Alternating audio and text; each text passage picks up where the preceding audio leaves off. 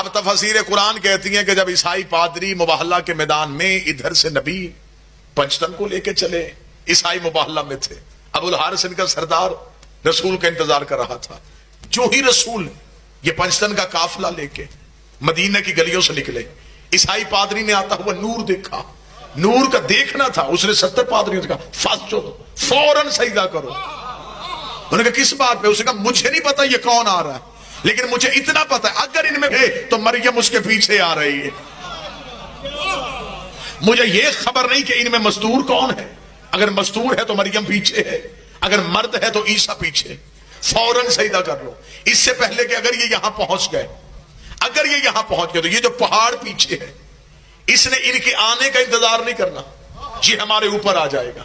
اب یہ آیت کا پہلا ٹکڑا آگے خدا کہتا ثم نبتہل فنجعل لعنت اللہ علی الکاذبین، پھر جو جھوٹا ہوگا اس پہ اللہ کی لعنت ہوگی۔ اب اتنا ذمہ دار مجمع مجھے بول کے بتائے، وہ اللہ عالم الغیب ہے؟ بے شک ہے۔ کیا اسے نہیں پتا تھا کہ عیسائیوں نے بحث نہیں کرنی؟ پتا تھا یا نہیں پتا تھا؟ تو جب پتا تھا پھر اس نے لعنت بھیجی کیوں؟ جب اسے پتا تھا کہ انہوں نے بحث ہی نہیں کرنی پھر اس نے لعنت کیوں بھیجی؟ اس کا مطلب کہ بھیجی کہیں اور ہے۔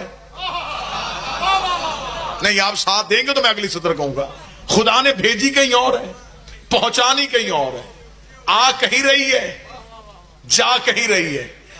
مجھے کوئی مولوی مسجد کا مفتی مکہ تک بتائے کہ خدا نے آتی ہوئی لعنت دکھائی، پھر یہ نہیں پتا وہ لعنت گئی کہاں، کیونکہ خدا نے کہا جو جھوٹا ہوگا وہ لعنت کو لے کے چلا جائے گا۔ اس کا مطلب ہے کہ مباہلے کے میدان میں لعنت کھڑی انتظار کر رہی تھی کہ کوئی ان کے مقابلے پہ آئے اور میں ان کے ساتھ چلی جاؤں، کوئی ان کے مقابلے پہ آئے تو میں ساتھ چلی جاؤں۔